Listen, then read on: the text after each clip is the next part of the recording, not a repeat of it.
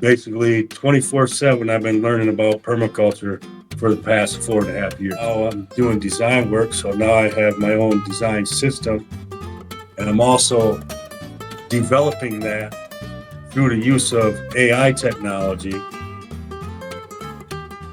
Hello, welcome to the Permaculture Vine podcast, where we talk about permaculture, people, and projects. I'm your host, Cormac Harkin, and today we have Travis Holzem on the show. Welcome, Travis. Hey, how you doing, Cormac? All good, thanks. Thanks very much for agreeing to come on and chat this.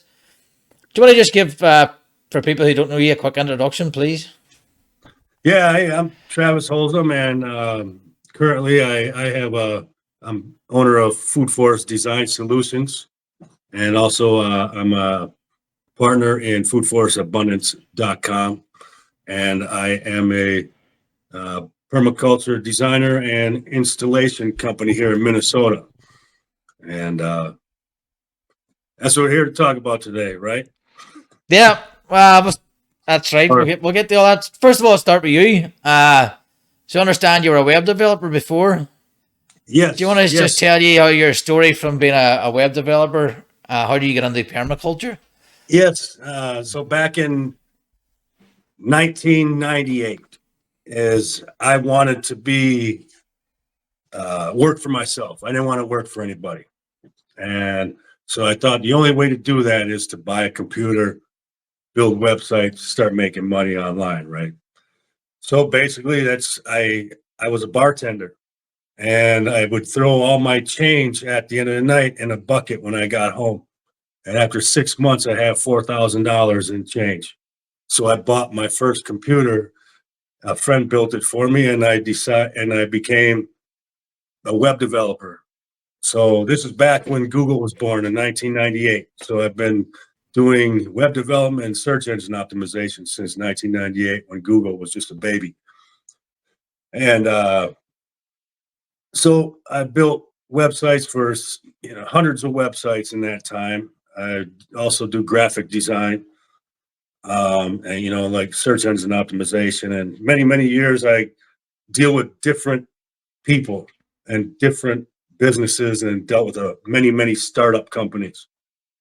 And back in high school, I was a wrestler, and I met a guy named Jim Gale, and we became friends back in about 1986 or 1987.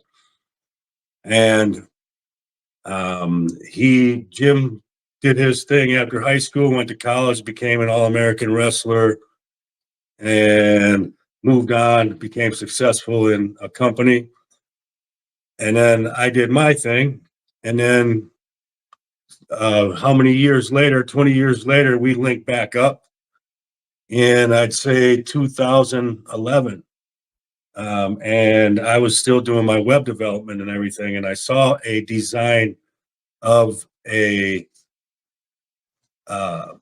greenhouse called the Permacube, which was a 100% off-grid greenhouse system that you would put in your backyard, that had aquaponics, hydroponics, had a chicken tractor, had solar, water catchment. It was an amazing greenhouse system.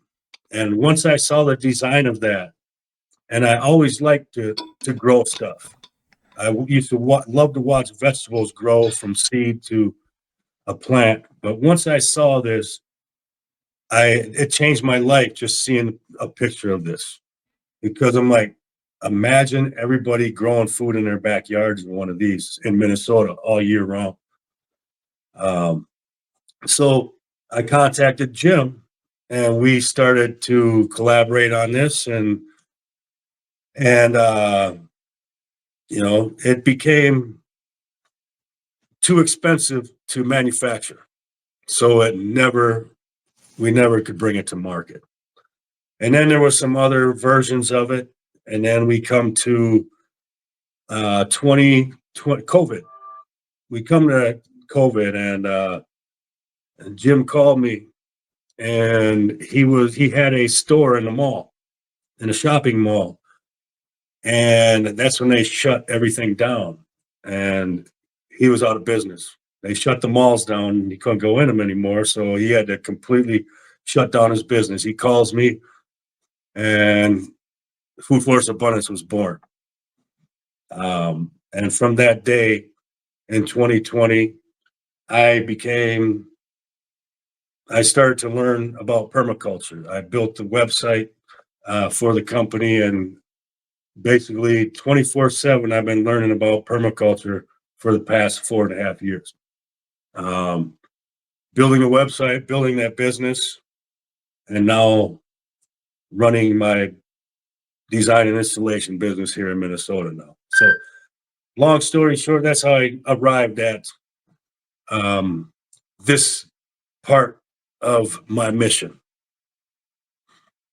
and which is to grow food everywhere and, food security for everybody. I think everybody should be able to have that. And Yeah, or just at least, at least a significant percentage of it, yes, and then as a community being self-sufficient. I yes, think that's exactly. definitely the way to go. Yeah. Right. So, you know, you're a landscaper as well, or not a landscaper, a food forest installer.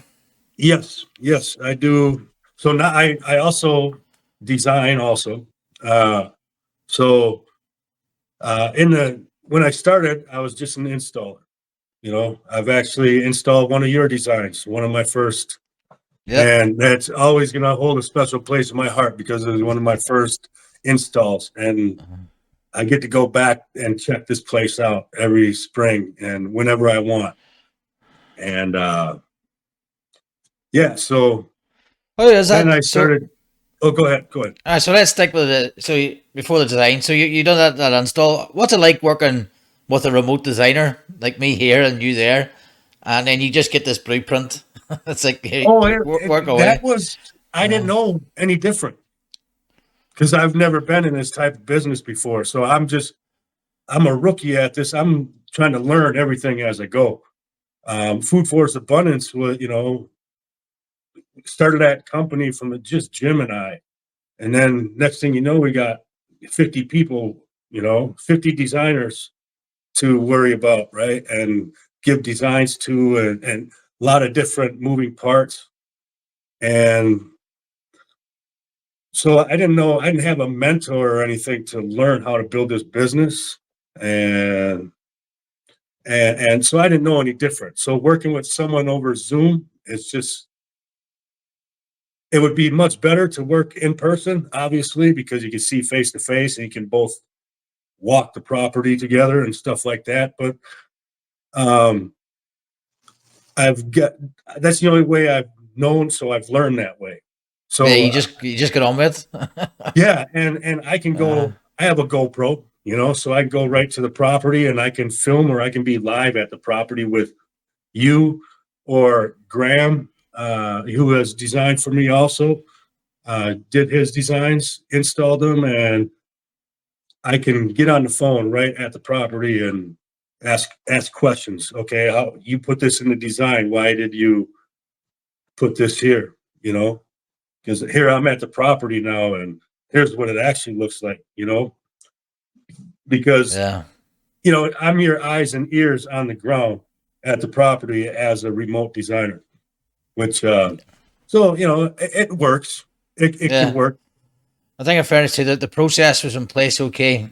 I think it works. It's okay for like urban gardens. I think it's fine, and it's good to get people off the grass Yeah. and the food production. Hmm. It becomes a challenge then when the site expands, I think. Yeah. I think you have to be more on site for that. But if the client is paying for it, hey, I'll let's come and fly in for the week or whatever, and that way, like Graham Towerton, he lives in Michigan. He's a 6.5, 7 hour drive, maybe 8 from me, and he used to work about a half an hour from me in Minnesota here at one time at a refinery. So he knows this area well. If I ever need him, he'll drive right down and come right on site with me. So I have that in my back pocket at all times. And, he's an amazing designer. So, Yeah, and he's been doing it a while. yeah, and he's an And engineer, and he knows water management very well. He's really great with that. And I've had some issues with water at some properties, and he's the one I call to design my water management. All the swales, all that stuff, and so it's nice to have him and have him close. But with the designers that have connected themselves to food forest abundance, there's so many amazing designers all over the place, all over the country and Canada, and you're over there, and now to have access to everybody, because I'd love to send design work to whoever, wherever they live, and yeah, be able to help yeah, anybody. yeah, one of the best benefits for working for Food Forest is the network is there, and Yeah. you see, you can there's people with different expertise everywhere, so you can call on it.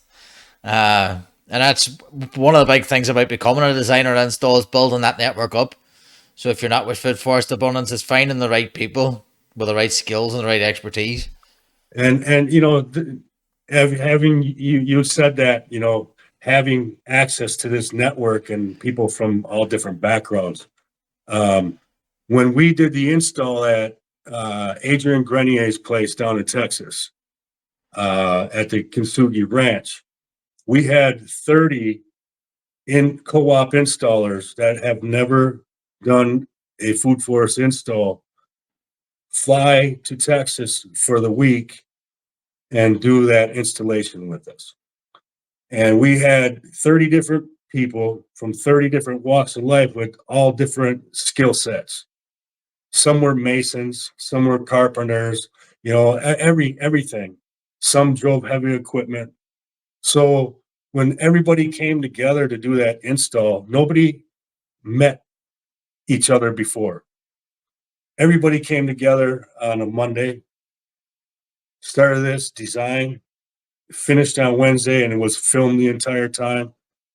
And everybody it was the most amazing thing I've ever witnessed, to see all these people come together, not knowing each other, getting chills right now talking about it, because it left an impression on me to watch 30 people with a common goal to get this install done, never having done it before and wanting to learn. There wasn't one argument. There was no static or negativity from any person at any time for that entire week. The energy was like nothing I've ever seen before. And we took the backyard at Adrian Grenier's place. On my website, you can go to the image gallery and you can see the before and afters.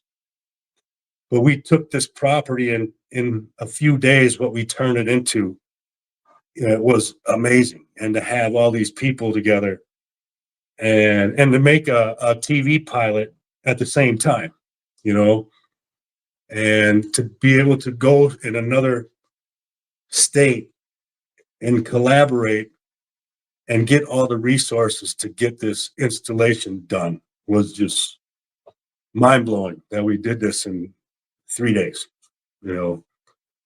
Yeah, But that was, I've seen the trailer. yeah, but that was what permaculture is all about, and community is all about. Everybody pitched in and gave. The women that came, they were busting ass, like working their tails off. And man, I was so impressed, like with everybody, and it was an amazing experience to see. And Adrian Grenier is a great guy. I mean, Yeah, yeah, what do you call it? he's an awesome guy. One of the Entourage. just great guy, man. And his fiance at the time, I think they're married now. But she was amazing. We put a medicine wheel in the backyard for her because she was getting involved in Chinese herbal medicines. So we planted out that medicine wheel with all the herbs and stuff. And then there was a seating area. I think Chad Johnson built a trellis in there, or not a trellis. I'm thinking of something else. A terrace. Sorry, he built a terrace, and then behind it put some banana trees, and then it's just an amazing place to sit and read. And it was just, and then there was a bench in the corner, and then there was a cattle panel tunnel trellis at the entrance. So you bend the cattle panel over, and then everything's gonna trellis up, and there's gonna be this beautiful tunnel to get in to the medicine wheel area, man. And it's just Sounds lovely. it was awesome. And then we put a vineyard in, 4 or 5 rows of grapes.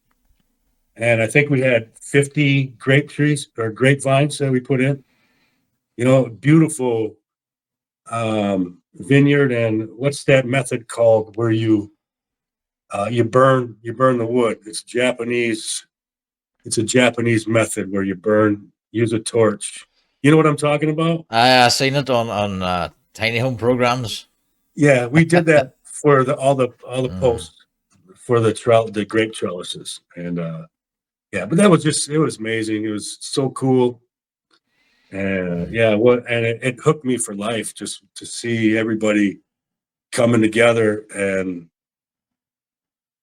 throughout my journey building this company for the past 4 years, the relationships and the contacts and the people I have part of my circle now, it's same thing. It's all community, and we all have the same mindset for the most part, and that's food for everybody, and solving the problems of the world through self-sustainability and, regenerative landscapes.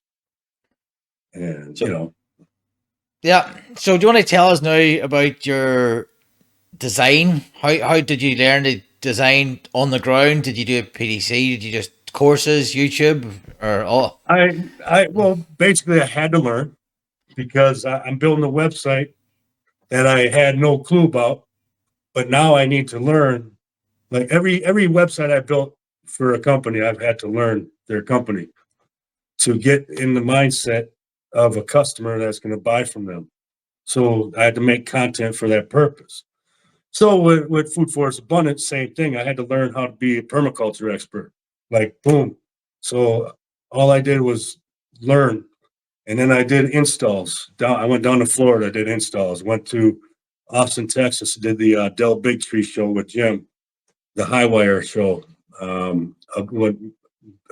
Planting abundance in your backyard or whatever it's called. And so I started learning, and then I went through Bill Mollison's permaculture design course, which is a 72-hour course, which has like 42 videos on. It's Bill Mollison and Jeff Lawton I don't know if you ever seen any of those videos of those two, but it's in a college setting with the big blackboard, and they're writing in chalk, right? And drawing in colored chalk on the board, and all these permaculture techniques. And, Bill Mollison's the father of permaculture. So to watch that funny old man, laughing at his own jokes, man, when he's teaching permaculture was awesome. So I've watched all those videos, and I got the certificate for getting through that. And then I've done, I think, about 14 or 15 installations now. So basically, I've been learning by doing. And now that I've done so many installs, and every time I have a question, I can reach out to Telegram. Hey, what are you doing? And I got a question for you. Bam, and but learning on the fly. And now I have a designer here locally that I team up with. His name's Alex Pop. I don't know if you know him, and he's got a company. He's been on the show. Oh, okay, cool. Yeah, Alex. He was on for family permaculture. Yes. A few episodes ago. Yeah, and Alex, he lives near me, and he's done some designs with me. So I always have him here. He's this is his life now. He's permaculture. So and, Yeah, and he, I'm gonna get him on hopefully in a few weeks' time as well for the yeah, because permaculture I know party. he's For got some good stuff going right now, and he's got yeah, permaculture party. And so and we actually did well. Alex, and I and Graham worked on the project for a tiny home village.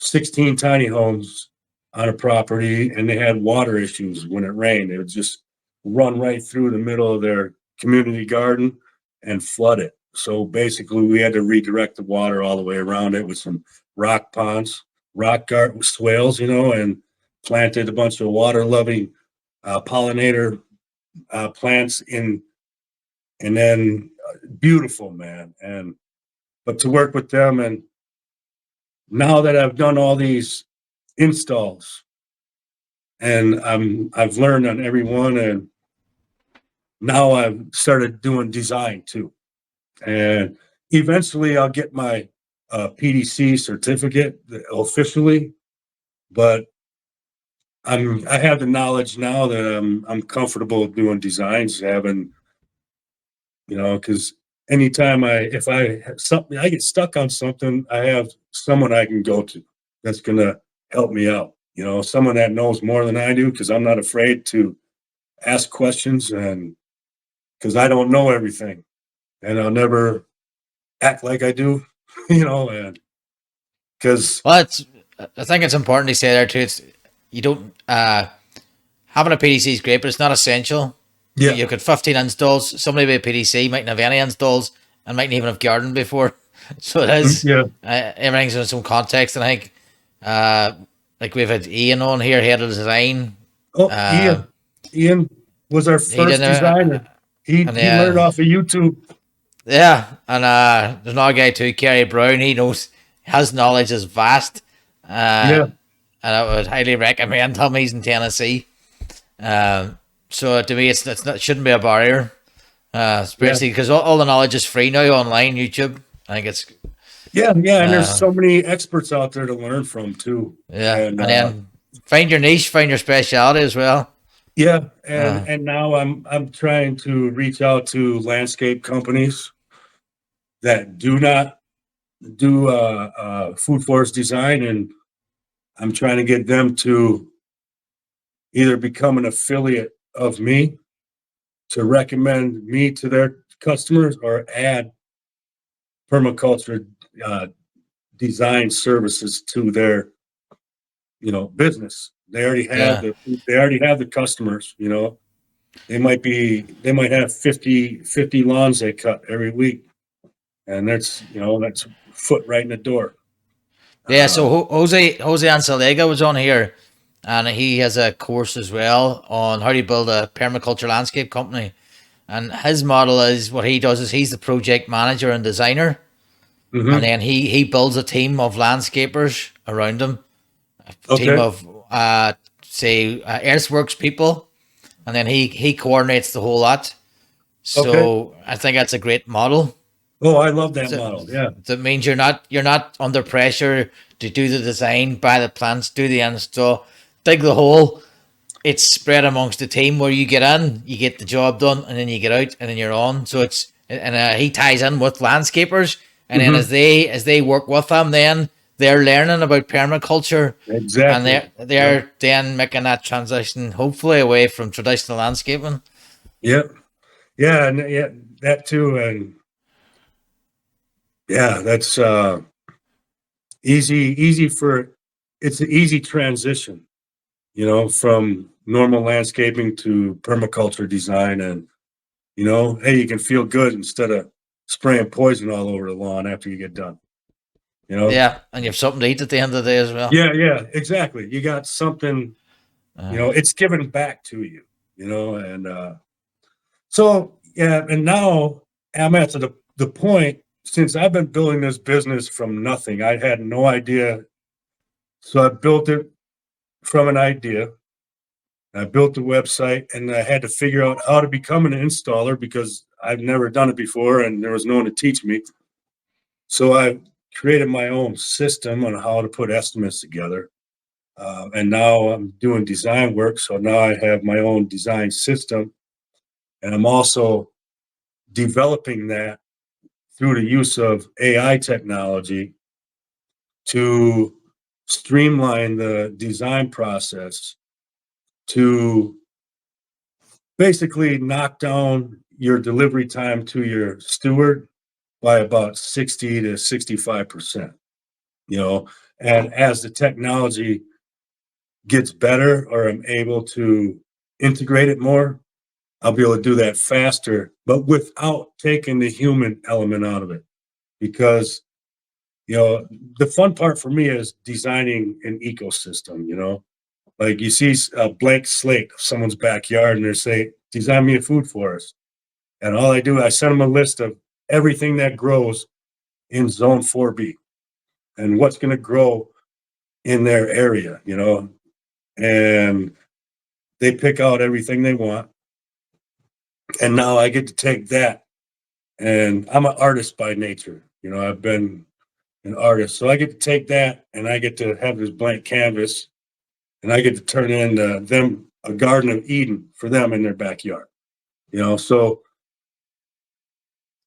I, as I do every design, I'm developing different techniques and different processes to make, because I don't know any other way. No one taught me how to be a designer, you know, so, but I've been a graphic designer for over 20 years, you know, using Photoshop, Illustrator, everything. So I've built my own icon database or icons to use in designs, you know, other than what I know a lot of designers use Affinity Designer for their design work. And I was able to take the icon database out of that and put them in Photoshop or download them in Photoshop files and be able to use those. But now the ones that I didn't have, I've had to create my own. So I'm building up an icon database to be able to use in designs. Um, Are you using so, Photoshop? so I'm using Photoshop Uh, actually. So I'm doing it in layers. I get my Google Earth image, and then I put a layer over the top of that, and I outline the entire, all the structures on the property, the tree lines, and then put another layer over the top of that, and then do my design work over the top. And then I can do each layer. And then once I deliver the design to the steward, they can see, you know, each layer of the process it took to design. And then in my narrative, I have AI generated images of what the property is going to look like when the food forest is in their backyard. So an apple tree guild, there's an image of an apple tree guild with mulch, with all the supporting plants, you know, your comfrey, your black-eyed Susans, and your bee balms, and everything in the guild is right there, fully grown. The apple tree has apples on it. It's in a yard, natural looking mulch, and you can see what you'll be able to imagine what it's going to look like in your backyard in a year or two. so So what are you using to generate the images? Is that an online program? just I do it through Chat GPT, Right. and I've developed my own prompt system to get the results I want. Um, and I'm developing that every day and trying to make it better. And just so I can give people, they can see what is going to be in their backyard, you know, and that Aye. gives them, I can put the Garden of Eden in their backyard for them and they can see it. And you can almost touch it, you know, because you could see an image of it in their own backyard. And it just, yeah. And then, Yes. So a lot of people are scared of AI, yeah, but I think it's important to sort of highlight the fact that you're going and you're talking to your clients. So that's Hmm. a skill that you've picked up. 15 installs. You're out and about doing that. AI can never replace that. Nope. And then you're feeding that information into AI with the correct prompts to say, like, they wanted an apple tree guild. Well, you they figure that out. And then by talking to them, you know whether they want 2 apples, 3 apples, 4 apples guilds, and then Hmm. how they move through the property. So then AI is doing the donkey work for you essentially, or the graft, and then it's just giving you that straight out. Yeah. Yeah. And it's also suggesting every other option. It's not giving me one choice for each layer. It's giving me 4 or 5 different plants for each layer. Yeah. So, I can choose two here, two here, one here. But I'm trying to develop it where all your options come in, and then you can just tap on the ones you want, and boom, here's your guild. And it's gonna, but everything will be determined by your grow zone, the climate, the climate and your soil type, pest, deterrent. Every factor will be considered when it's put together, which, Well, and it does it instantly. That is AI is scary for, if you let your mind go there, it can be pretty scary with what it's probably going to be capable of in the future. We saw Terminator. And that's, hey, he came back in 2025, right? We're that's what getting that's. close. Yeah. 2025 is when Terminator came back. Nah, I think we're all right from time travelers. Yeah, but I so think but if I you think we're I use, think we're on a one way street there. I think. yeah, but uh, using AI to help put guilds together and do all this information, it just helps and speeds up the process. And once you get everything there, that if you have to change things up, it's so much easier to do once you already have it, you know. yeah. Um, No, and I think that's great. The only on the flip side of that I would say is I've found so much out from researching just by accident. So say I'm looking for a certain I don't know variety of apple tree, mhm, and then when you get through it throws up stuff that you weren't looking for it. It's not relevant to what you're doing, but oh, mhm, I remember. Oh, I could use that somewhere else.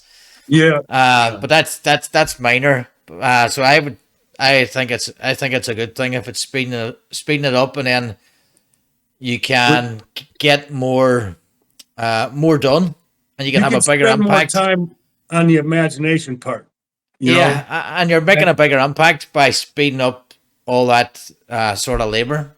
yeah, yeah, and it's funny to call it labor because Uh, people equate labor with doing some physical stuff, but uh, people don't realize what what that takes out of your brain too. Labor is labor, whether you're lifting something, shoveling, rock, digging holes, or you're doing a design, because you're using your mind like that can tire you out too. yeah.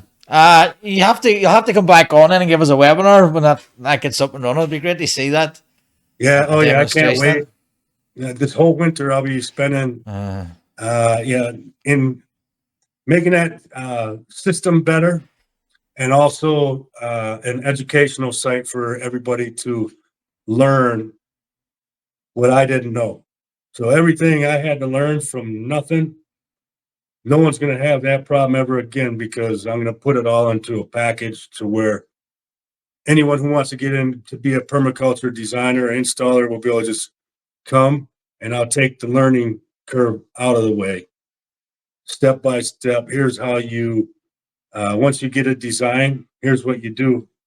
You know, go walk the property, all, taking your videos, pictures, and stuff like that. And then when it comes to putting your estimate together, finding your resources to get trees, to get soil, to get mulch, and building up that network locally, because I've done 15 installs, right? So I built a network in my area that I use now.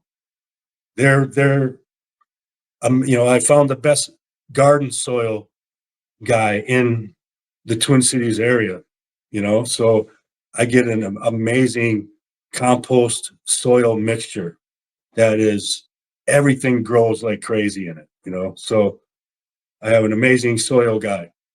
And then I get the wood chips for free. I get all my mulch for free. So I pass that savings on to the steward, and I can put more into everything else by saving them money on that. And all I do is pay for the delivery of the mulch. And there's so many different people that are independent growers, independent farmers that that grow fruit trees and berry bushes and nut trees and everything you can imagine, all your pollinators, and so now I know everywhere to go to get everything I need.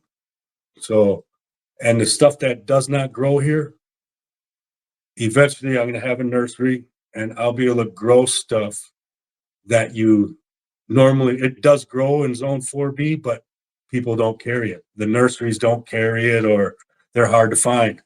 But they're effective and beneficial to an ecosystem. So I want to grow them and have them available, locally, and be able to provide all my own trees for all my designs, or for all the installs. So, yeah. And so I want to be able to take someone that's a newbie and take them to and show them how to start their business and take all the guesswork out of the way. And I think that's definitely worthwhile. Hopefully, you'll let us add it onto our PDCD Pro site, where we link to different courses like the Permaculture Business Design course, our own course PDCD Pro. So if you are, hopefully, when you get that sorted, you can give us a wee that'd be a affiliate link. that's a perfect affiliate link right there. Say, if you want to learn, if you want to take a PDC course, here you go, right here. So hey, go right to your course. And yeah, I'm not opposed to that at all, Great because stuff. we all have our different ideas, and everybody, man, to meet all the different people I've met in permaculture world, everybody thinks differently. Everybody has different experiences because they live in different areas.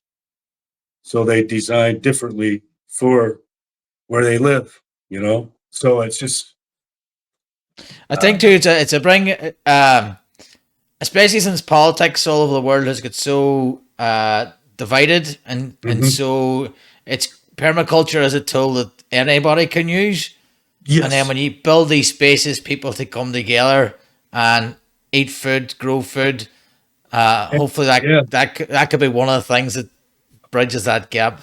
I think permaculture puts you above the government.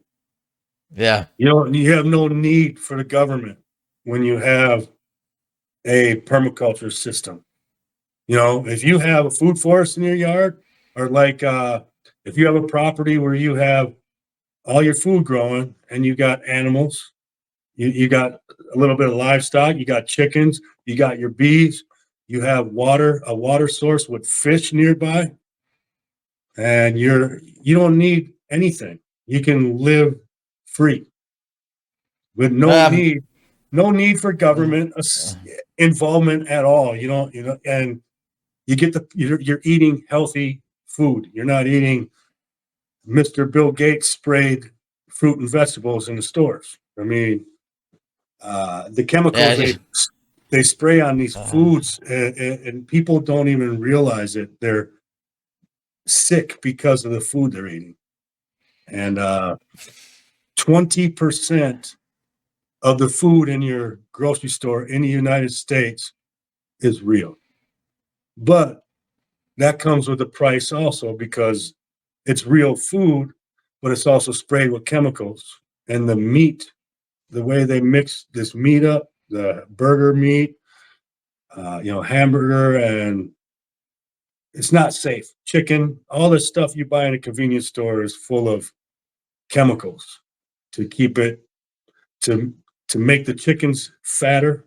So you got bigger breasts, but all the food is sprayed because so it can survive the trip it gets after it's picked off the plant, it's put on a truck and shipped to the store. You know, And you as well, cut. and growing your own, you can find too fruits that don't travel but Yes. grow really well in your area. Yeah. We have a thing here I just discovered recently. It's called a Himalayan honeysuckle, and it's growing everywhere. And it's like we beads of chocolate, and it tastes like chocolate. Oh, really? Well, Yeah, it's lovely. nice. It grows like a wee, but it doesn't. It basically explodes in your hand. Oh, wow. So there's no way you could transport her to get it in the shop. So it's just so I'm out picking away at them. Yeah, and the solution is locally produced food, period. Yeah. And you know where it's coming from. Everybody can get involved. And then if there's food growing everywhere in the community, then nobody's going to worry about food because it's everywhere. You can walk around in your neighborhood, and every tree that's along the street is a fruit tree or a berry bush or some herb growing, a medicinal plant. Everything has a purpose instead of these ornamental trees that do nothing, but provide shade in the neighborhood. And then people get mad because they have leaves all over their yard, so they rake them up and they get rid of them. Don't start. Everyone, Don't get me and, started. yeah, and I want to start a citywide compost program. Yeah. Instead of if you're going to throw them away, or the city provides compost bins for every home, so they can throw all their waste in a compost bin and make their own compost, or else the city or town comes and picks up the compost and brings it to a central location where there's a compost area. Yeah. So So we now, have we have a brown bin here. We've had it for years. So okay, basically, you put all your well, I don't put I don't let any garden waste go off site. okay. Oh So yeah, because you use it. I use it, but then I put my food waste, like the cooked chicken, pasta, Mhm, cooked stuff that may attract rodents. I know you can deal with it properly, but it's just a step too far for management for me. So I mhm. just get rid of that. But anything like my vegetable scraps going, the uncooked stuff goes in the compost heap. But if you don't do that, our city collects everything, composts it, and then Yeah, produces this compost, which they give away once or twice a year. And you yeah, go to and your I local just skip think and collect it. the landfills would the amount of stuff going in the landfills would be complete. It'd be reduced by 50% easily. Yeah, and You even know? so I used to collect coffee grounds from a local coffee shop. Yeah, that I too. do it in Eddie, and the girls used to like it because they didn't have to carry this big bag full of coffee and Yeah, take it in the car and take it to the bin. So instead, I just picked it up and composted it. So it yeah, was and that's a great soil builder. yeah. And I use all my own coffee grounds. I save them up every week, and I live in a townhouse, so I don't have a big yard or a big property to grow on right now. I got a 10 by 10 concrete patio, and I have like 40 trees on it. You know, I got so much stuff out Uh, there. But I save up my coffee grounds, my eggshells, and my scraps, and I throw all that stuff in all my pots because everything's in pots out there, and just everything goes crazy. And yeah, banana trees that grow outside right now, they'll be coming in soon because it's starting to get cold again. Because the fall season, yeah, I have about one more month of work outside before the ground freezes. Maybe about 5 weeks. Last year I worked up till Thanksgiving before the ground was frozen. But So hopefully I can get up there. The best time to plant is in the fall when the trees are already dormant. You know, Yeah. we get the hard frost. All the trees are dormant. Put a dormant tree in the ground, and they wake up in the spring just fine. And all the trees I put in the ground in the fall that were dormant in the spring, they've all, like the Blaine house that you designed.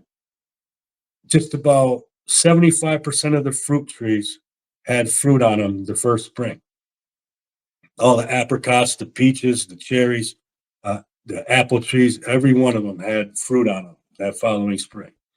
Um, Yeah. So what I did with my fruit trees was I know it was hard. They were 2 year bare root. So the third, and they went in the ground, and then the next 2 years, I picked all the fruit, so they developed really strong roots, and then I mhm. took fruit then, and then that much fruit, one of them fell over. So that's a wee tip there as well. Travis, it's been great having you on. We'll definitely get you back on for we do round tables as well. I don't know if you've Oh, seen them, where we no, just have that'd a be awesome. That'd be fun. where we just have a conversation between four permaculturists. We just chat about a certain topic, how permaculture is a solution. So I think AI and permaculture might be a good topic. Yeah, because I love learning from other people, especially because I'm a rookie as far as I'm concerned. 4 years is nothing. So, and there's always something to learn. And everybody that has more experience than me, I love learning from them. And did you ever meet Chad Johnson? No. He did the design for Adrian Grenier's place down in Texas, but he's from Minnesota here, and he lived with Sepp Holzer. Sepp Holzer is also Yeah. one of the kings of permaculture, and he lived with Sepp for 2 or 3 years and learned everything from him. And then a lot of stuff that Sepp didn't put in his permaculture how-to book, he passed on to Chad and another guy because he didn't put all his knowledge in his book, but he passed on the stuff that he didn't give away for free to Chad and this other guy. So, and then he died not too long after that, I don't think. So, but he learned from him and his knowledge of building microclimates up in Duluth, Minnesota here, where it's a lot colder than it is where I live. And he's 100% off grid, has been for 10 plus years. I think he has 80 acres, and his food forest is the most beautiful thing you'll ever see.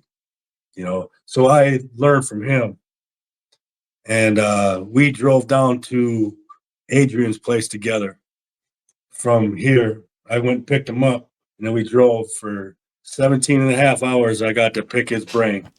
And I learned more about permaculture in that drive down there than I had known. And just because he told me a lot of stories about when he was living with Seth, and he's a mentor to me too. I can call him at any time. Hey, because he's an expert up here in Zone 4B. Um, so yeah, that's awesome. And I also have a tour of his property on my YouTube channel. If you look for Food Forest Abundance Minnesota on YouTube or Food Forest Design Solutions on YouTube, you'll see my channel. And yeah, there's a tour of Chad's property. Yeah, And we'll put that link in the description, sure, of yeah, the I'll send it to you. I'll send it to and you. we'll include that. I'll look forward to that myself. Any final thoughts, Travis? Any links you would like to share? Yeah, just I'd love to. Yeah, my Give Send Go link. I am looking for people that once you go there, you'll see I'm trying to raise money to not only for developing that software and that system. I am looking to raise money to start a permaculture farm and nursery. So I'm trying to get new equipment, a vehicle and trailer, and be able to have a nice home base to work from, and also be an educational site. So I can't do it alone, and I think we all need to do this together. And if you can't support by coming and being part of the team, hey, give $5, $10 or $20. And I know at Give Send Go, you can even send a prayer. And then someone sent me one, and it was like totally unexpected and something I'd never experienced before, right? To get a text from Give Send Go and someone said a prayer for like a minute and a half that talked about my mission to put food forests everywhere, and hey, just praying about to be successful in doing that. So I don't know, it just kind of that touched me that day, but yeah, support me there. Food forests everywhere. And then if you live in Minnesota or anywhere, you want to get a design in your yard or your property, or your church, your community, your schools, or old folks' homes, senior homes, contact me. You can give me at travis@foodforestabundance.com, or just visit foodforestdesign.solutions, and we can have a consultation and design the Garden of Eden in your backyard. And then we That's can great. also install it too, or you can do it yourself. Travis, thanks very much. It's been great chatting to you, and we'll chat to you again soon on a Yeah, it's round been table. great catching up, and it was great. I'll talk to you soon, buddy. Cheers. Cheers.